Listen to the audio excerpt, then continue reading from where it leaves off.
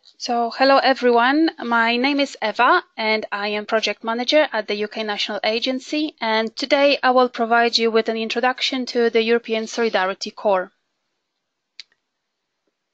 Before we begin, I would like to confirm that everyone is seeing the following control panel. As you will see, as an attendee, you will be automatically muted by the system, and as such you will be using the questions or chat panel to communicate with us. Please use the same facility to ask questions, and my colleague will be trying her best to answer them. Today's presentation is being recorded, and we aim to send you the recorded webinar within the upcoming dates, and we also make it publicly available on the website. Now, can I please ask you to raise your hand via the button on your webinar software, so I can see that everyone can hear the webinar. Perfect, that's great, many thanks.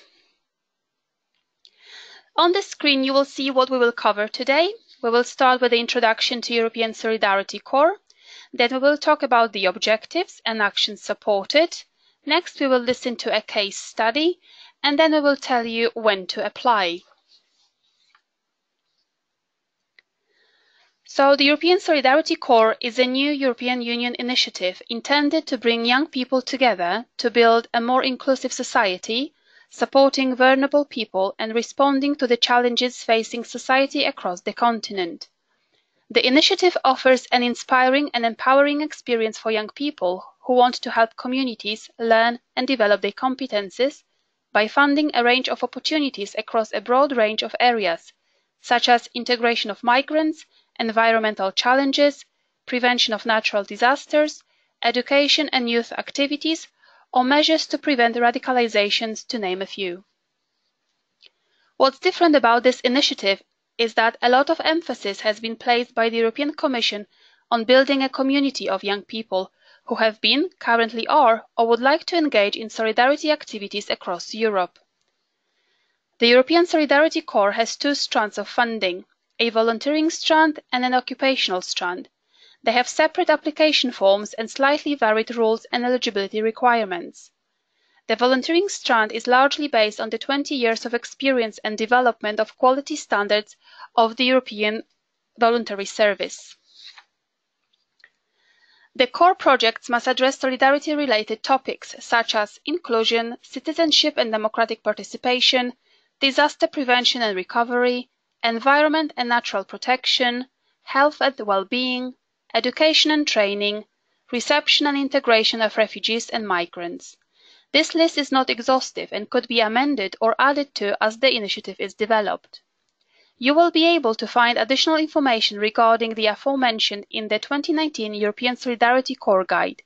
You will also find details regarding which countries can participate in the programme as well.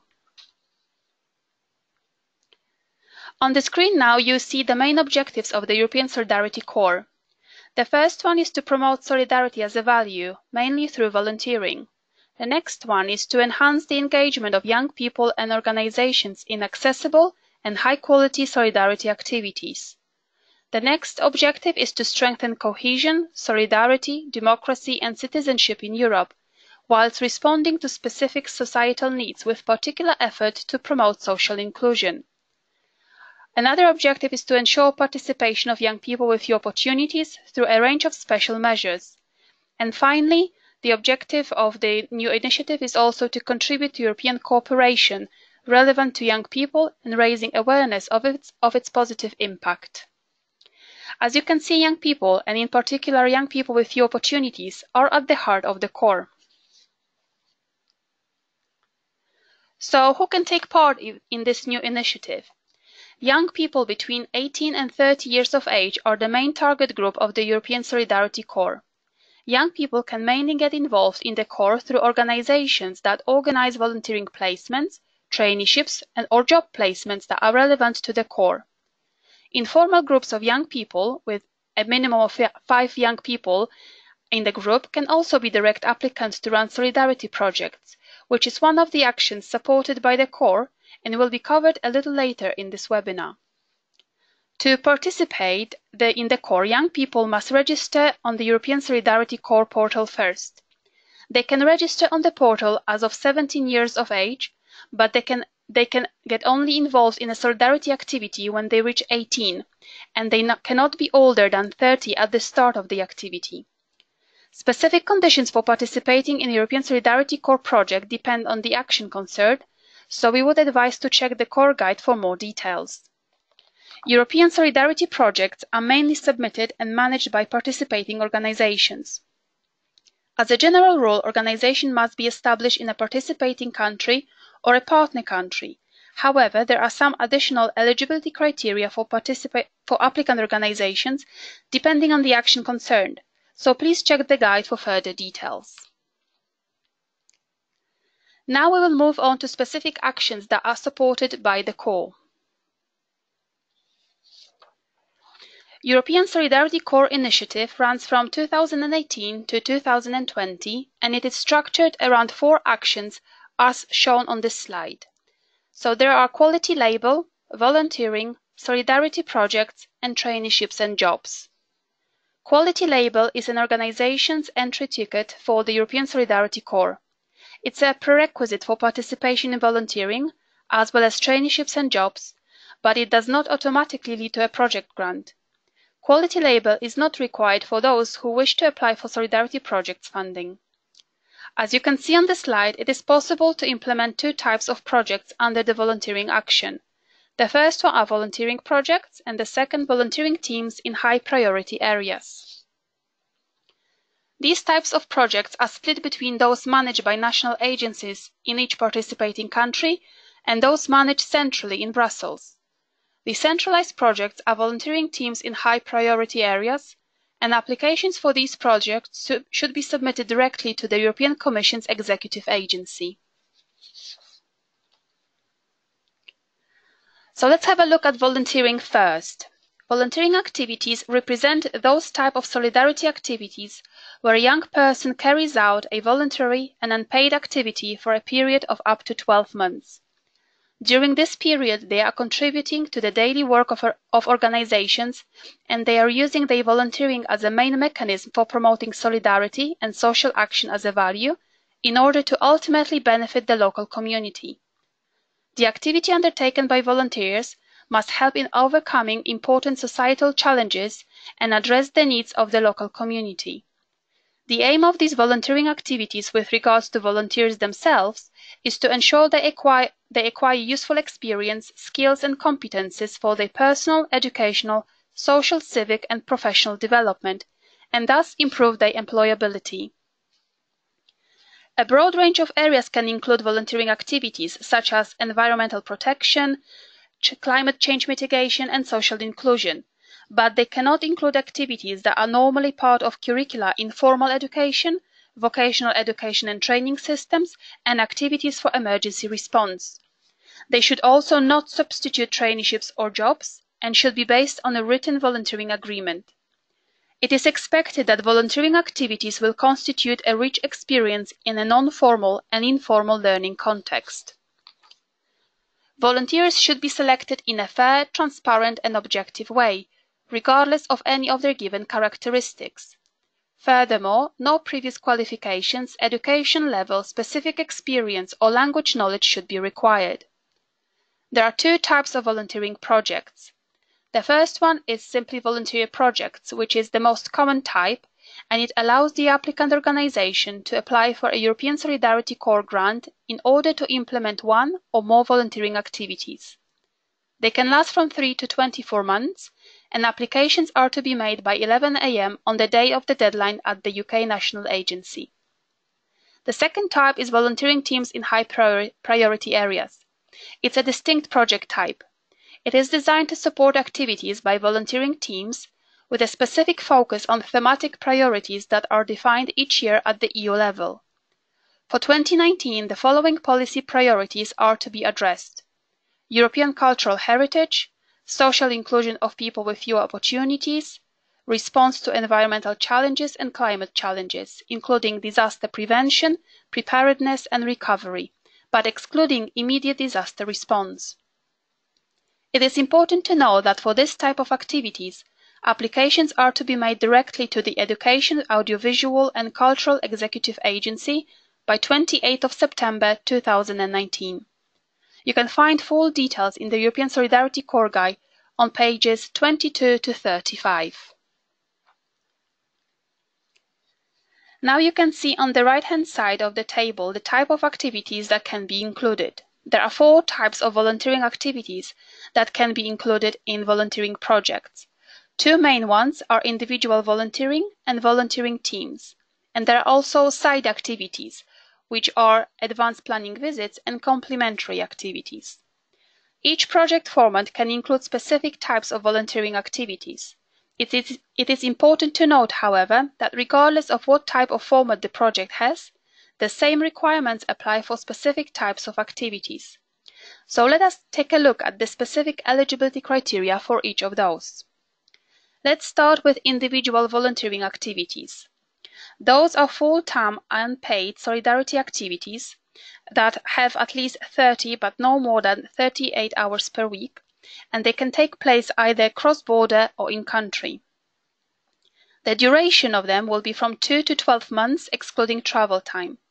The exception to the rule is for those activities that involve participants with the opportunities, for which the minimum duration can start as from 2 weeks, excluding travel. Participants must be between 18 and 30 years of age and legally residing in the sending country. Volunteering teams is the second eligible type of activities. The duration of those is from 2 weeks to 2 months, excluding travel time. Participants must be again between 18 and 30 years of age, and the activity has to involve between 10 to 40 participants that need to come from 2 different countries, out of which one must be a participating country. The third type of activity is the advanced planning visits, and those are visits to the host organization to ensure high-quality activities by facilitating and preparing administrative arrangements, building trust and understanding, and setting up a solid partnership. And finally, there are complementary activities, which are relevant side activities designed to add value and augment the results of the project and to strengthen its impact at local, regional, and/or European level. Also, they aim to raise awareness of the value of volunteering. Complementary activities could include job shadowing, meetings, workshops, conferences, seminars, training courses, coaching, and so on. Okay, let's move on to solidarity projects. Solidarity projects are in-country solidarity activities initiated, developed, and implemented by young people themselves in the country of residence of participants, facilitating the participation of young people with few opportunities who may encounter difficulties to engage in transnational activities. These projects give participants the chance to express solidarity by taking responsibility and committing to bring positive change in their local community, by identifying a clear topic they wish to explore together, and then have it translated in concrete daily activities. The project should address key challenges within the community, but also clearly present European added value through addressing priorities identified at European level within the framework of the European Solidarity Corps. Participation in a solidarity project will also be an important non-formal learning experience for young people. It should foster initiative, active European citizenship, and entrepreneurial spirit. The young people carrying out the activities in a solidarity project may be supported by a coach. A coach could be a resource person who could have youth work experience to accompany groups of young people and support their participation, playing different roles depending on the needs of the given group. They can be a volunteer or a professional, but they cannot be a project leader, a consultant, a member of the group, or a legal representative for the project. In short, these projects provide young people with the opportunity to develop their own project, apply for it, and implement it on their own terms, without depending on an organization in order to benefit the community that they live in. More information regarding solidarity projects can be found in the Core Guide on pages 45 to 50. Solidarity projects are similar to the youth initiatives that were part of Youth in Action programme. One example is a youth initiative called Antisocial Blackpool UK. Upset by the antisocial behaviour, unemployment and school dropouts in her hometown of Blackpool, Catherine Mugony decided to take matters into her own hands. With the help of 6 friends, she set up Antisocial, a pop-up cultural club that gave young people in her local community the opportunity to engage in a range of activities and workshops. Their mission was to create a vibrant, active and diverse community in the Field Coast area through positive, sustainable arts and cultural activities, giving people opportunities to meet new friends through positive, arty activities rather than going to a pub or bar. From knitting clubs and craft sessions to film screenings and DJ events, Antisocial has provided a safe space for the young population on the Field Coast. For me, the best aspects of Antisocial is that we are offering young people a different kind of experience of the city, says Catherine. We are inspiring them to unlock their creative side, develop their skills whilst having fun, and bringing different sections of the community together. Fast forward 5 years, and what started out as a simple idea has now transformed into something much bigger. Today, Antisocial is a thriving community project which has reached over 600 young people on the Field Coast, and it is continuing to grow year on year.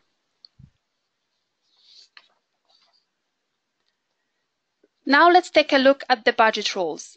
As you can see on the slide, there is no maximum budget that can be requested, but this must be a realistic request based on the planned activities and your organizational capacity. Some costs do effectively have caps in place, so you should check the core guide before you apply. Some key points to remember about the budget is that there are unit cost contributions and actual cost contributions. With unit cost, the funding is automatically calculated depending on the unit. For example, this can be the number of participants for a certain duration or a set cost per distance traveled. Then, funding for actual cost is based on the real cost of the item or service, but only a certain percentage of the costs will be covered. You will be able to claim money for project management, organizational support, travel, subsistence, pocket money for participants, exceptional costs for specific needs, and linguistic support. You can find full details regarding volunteering activities in the 2019 European Solidarity Corps Guide on pages 22 to 35. And finally, let's have a look at traineeships and jobs. Traineeships and jobs represent the occupational strand of the European Solidarity Corps. They provide young people with opportunities for full-time paid work practice or employment for between 3 and 12 months for jobs or 2 to 6 months for traineeships. These specific activities will focus on providing young people with opportunities that enhance their skills and experience, facilitating their employability and transfer on the labour market. They can be in-country or cross-border and in accordance with any applicable national legislation. Traineeships are periods of full-time work practice of between 2 to 6 months, renewable once. In practice, this means that the traineeships can be renewed after the 6 months and to carry on up to 12 months. These are specific cases and must be duly justified and involving young people with few opportunities who may need a longer traineeship period for the integration into the labour market. Please bear in mind that although there is a mentioning of remuneration with regards to traineeships in the core guide, organisations must ensure that applicable national legislation is adhered to. As remuneration for traineeships is not feasible within the UK under national legislation, if you wish to submit a traineeship application to the UK National Agency, you should only include traineeships outside the UK, so you will be applying to send participants on traineeships outside the UK. And jobs are periods of full-time employment of between 3 to 12 months that are remunerated by the participating organisation employing the core participants. All traineeships and jobs should be focusing on providing a non-formal learning experience. Therefore, they should not include activities that are part of curricula in formal education, vocational education and training systems, and activities for emergency response. Okay, and now we would like to hear from one of our beneficiaries, yw'r Exchange. So I'll give the floor to Michaela. Just 1 second.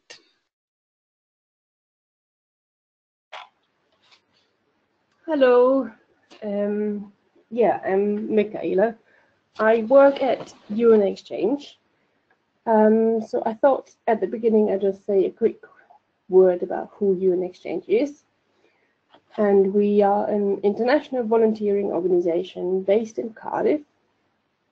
We were founded in 1973, even though our roots actually go back to the First and Second World War, when groups of young people, young Europeans, came together in so-called work camps to help recreate and reconstruct the communities, building houses and all kinds of things.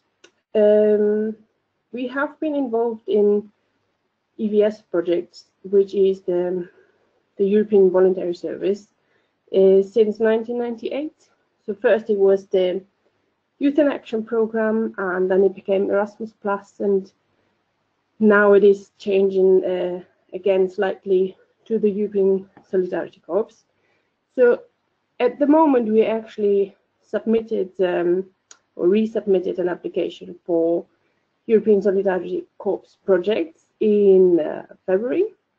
So all the projects that I will be talking about from our past experience are actually EVS projects, but as it is quite similar to the ESC, I think it will still be helpful for everyone.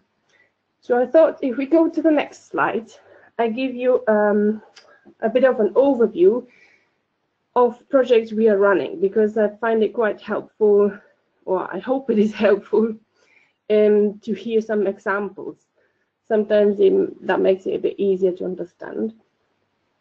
So what we're doing is hosting short-term and sending as well young people on short-term projects abroad within Europe. As Eva mentioned before, this is possible if the young person is falling into the category of young people with few opportunities. Then basically the project time can be shortened and can be as little as 2 weeks, which for most of the young people we're working with is, I think, already quite a long time being abroad, because for most of them it is the first time they ever go abroad and leave Wales and the UK. So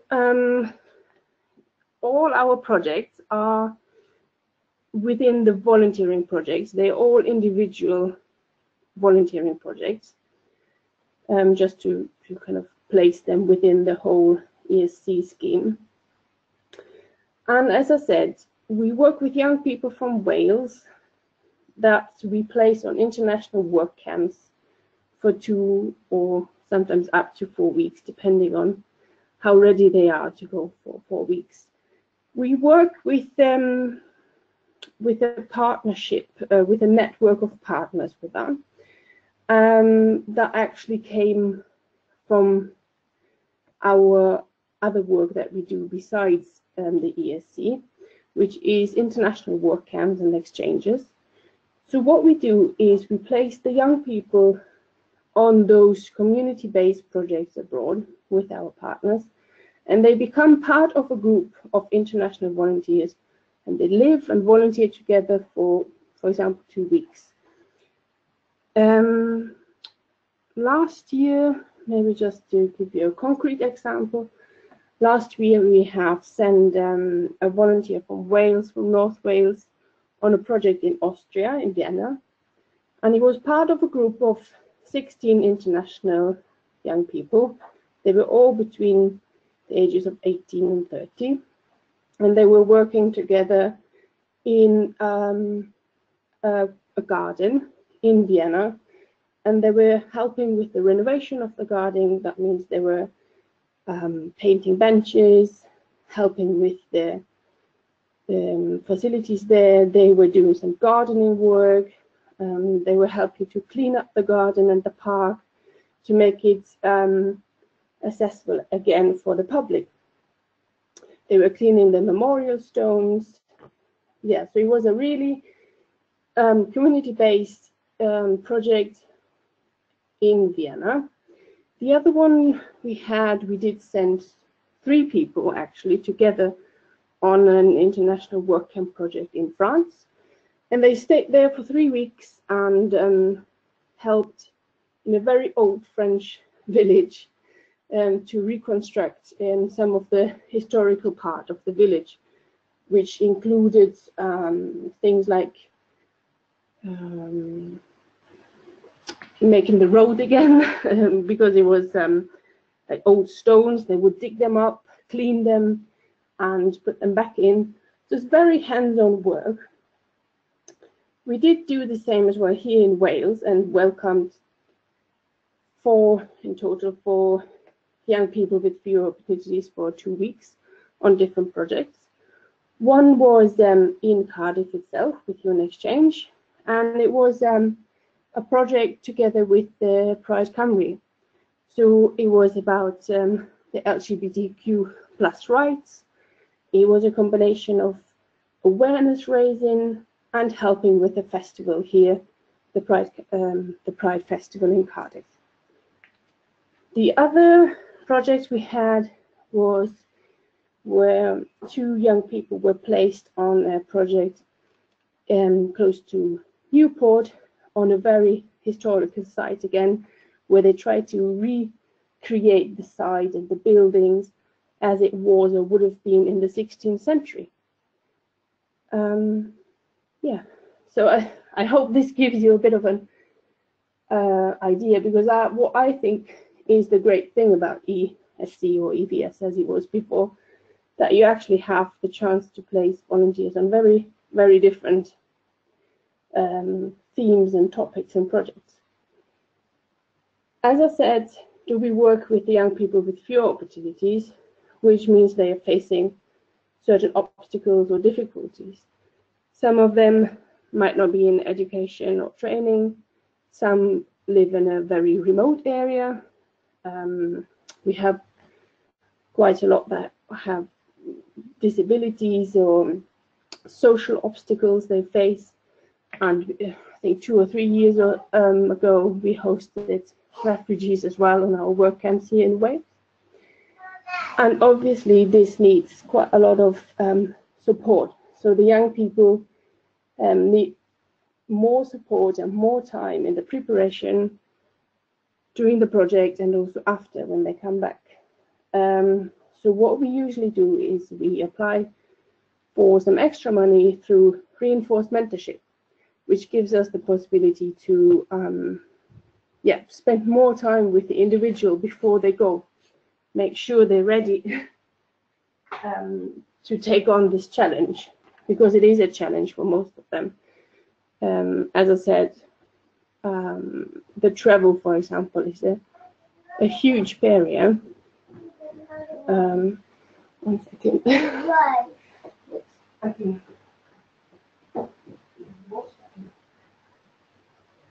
I'm so sorry, I have to work from home today.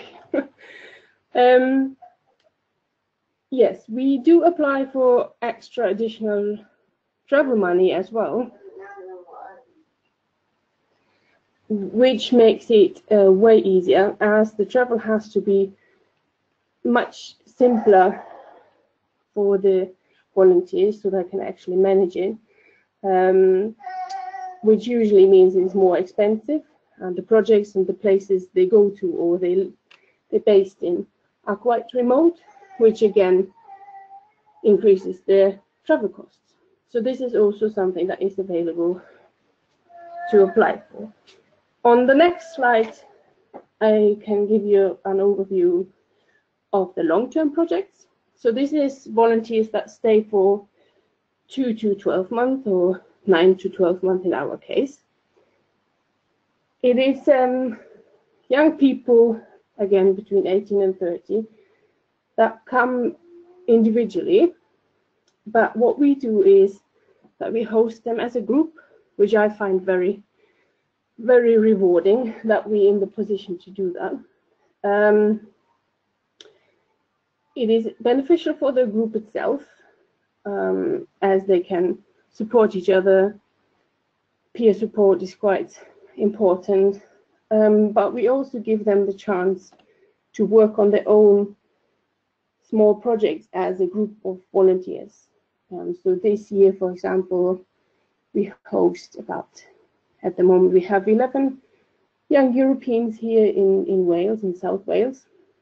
And they came together and they decided that they want to tackle certain issues here. They got aware here, so they're focusing on reducing the waste, the pollution, the plastic waste in their community. And another group is trying to raise awareness about gender stereotypes. So this is actually possible because we applied for complementary activities within the project. But back to maybe some examples on where we base and where we place the volunteers. So in Wales, we actually work in a partnership with local organizations, which means that UN Exchange is a coordinating organization and not hosting organization only. So we apply for placements and then place volunteers on in other projects and with other hosting organizations in Wales. I think this again is very beneficial for the hosting organization itself. So if you're a very small organization, sometimes you don't have the capacity to apply for projects, do all the admin of the project and the final report and yeah, the whole kind of management of the project. So in coming together in a partnership of hosting and coordinating, it helps to kind of share the responsibilities. So, for example, here we have at the moment 2 young people that work in youth clubs. They work in youth clubs in the valleys in Wales, which is, I think, a great way as well to bring a European element into the valleys and the local areas. Some of the young people they work with in the youth clubs, they have never left Wales before. So meeting a young person from France or Spain or Italy is a great way for them actually to kind of engage with Europe and understand more about Europe. We have volunteers that are based in so-called CSAs, so they community supported agriculture projects, which means the volunteers help a lot with growing sustainable and organic vegetables, but also doing awareness work and go to schools or do community work and raise awareness about sustainable agriculture. We also host volunteers in our organization ourselves in UN Exchange, which is of course a bit more office-based then, but the volunteers help with different tasks. For example, helping to prepare young people to go abroad or create local projects, volunteering projects here in Wales and lead international projects in Wales. So it's still quite a mixture of tasks they have. And again, we also send young people from Wales and the UK abroad on projects. So we have quite a lot of young people at the moment. They are in Malta on working with an organization that's called MOAS, which is doing a lot of research about migration and refugees. So they help them there. Yeah, what did I have on my sheet? Yes, working in close partnerships abroad and in Wales. I think that is really a good point to mention. The better the relationship is between the partners, between, as I said, the hosting, the coordinating and the sending partners, I think the better the quality and the success of the project will be.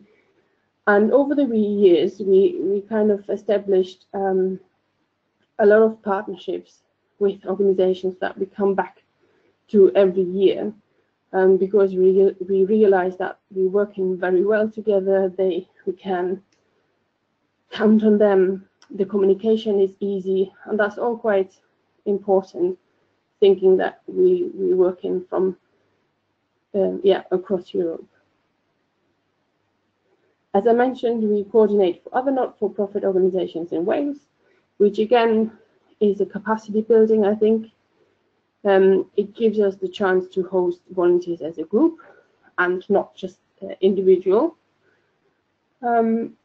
Maybe some thanks to the accommodation, because obviously As an organization that's hosting volunteers, we have to take care of everything, which includes the accommodation. So we do different types depending on where they're based. In Cardiff, we have a shared house in the student area, so 6-7 volunteers living together.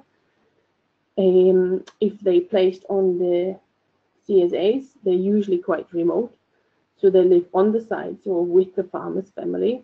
So it's more kind of a, host family based accommodation. And then we have some volunteers that live on the sites again with the National Trust, and they share accommodation there with other volunteers. On the next slide, I think I have, prepared some lessons learned. And I think one point of, or what I think is quite important to understand, is that international volunteers need a 24-hour support, which is quite different to local volunteer. Hosting an ESC volunteer from abroad also means that you're responsible for them out of office hours, or that you're their first point of contact. That includes things like helping to go to a doctor or bank, sorting out accommodation problems, being a friend, showing them around, maybe taking them out on the weekend.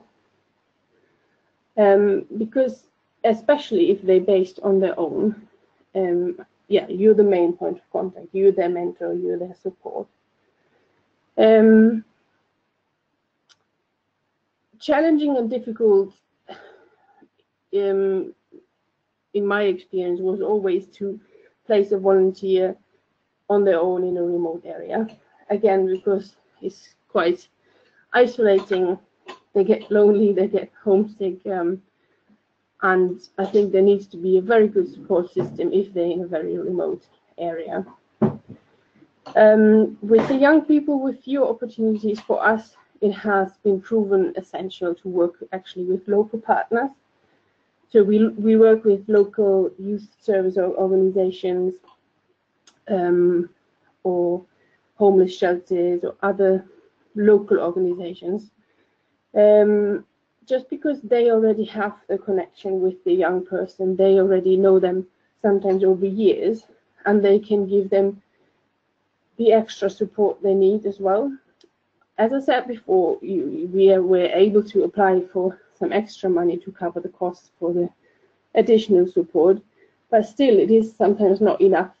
So working with a local partner is really helpful to make sure the volunteer is supported and has the support they need. Last but not least, another lesson learned on the next slide is about the admin side, not so much the volunteer side, but the admin side. It is really, I think it's written in the guide a lot, but to keep really good records of the original travel tickets, if there's a visa to apply for, if you have exceptional costs, reinforced mentorship, for example, I think runs under exceptional costs. Complementary activities, again, because they paid 80% of the actual costs, you would need to prove all the actual costs with invoices. A volunteering agreement needs to be there for everyone, for every volunteer, and also because volunteers sometimes tend to come to a different time than actually stated in the grant application, because there were problems in the recruitment, or because volunteers cancelled, or because they end the project early. The actual activity dates often change a lot. The other thing maybe to mention is to spend time on reading the grant agreement. I did find that very helpful, because also the requirements change from time to time. So, for example, for projects that we applied in the first deadline, in the grant agreement was written that we need a certificate of attendance for every volunteer. In the deadline of April in the grant agreement, that actually wasn't the case. So again, it is quite helpful to see what are the specific requirements of things we have to keep in place on record. And then also for us, even though it is, we have been hosting volunteers and sending for quite a long time, there's still a learning process and a learning experience. And now with the new ESC, obviously, we have to see how our projects fit in and if it works. But I think what I always found very helpful, even if we had an unsuccessful grant application, we got really good feedback from the national agency, which actually helped to improve the project. So I would say, yeah, that's really helpful. But also having an audit of a previous project helps, because we learned things or got suggested improvements that are maybe not written in the guidance or the guideline. So yeah, learning by experience. And then last but not least, on the last slide, yes, European volunteers really do bring additional value to the organizations and the communities they are based in. They bring different ideas. It's the cultural exchange that's exciting, the connections, the motivation they have to really make a difference. It is also, for the young person itself, a great learning opportunity. And they grow and they form European networks, friendships. So we have, as I said, as we always try to host in a group of 10, 11, 12 volunteers, they already form a network of, yeah, 11, 12 young people with different backgrounds, and usually they stay in touch after the project, visit each other, and sometimes even start projects with each other across Europe. I think speaking for the UK, with Brexit in mind, I think it is absolutely needed to give young people the opportunity to, yeah, to come here, but also to go abroad and experience this kind of volunteering and exchange. Yeah, that was all for my side. I hope it was a bit helpful and interesting, but I think I'm also there later on for questions if you have any more specific questions.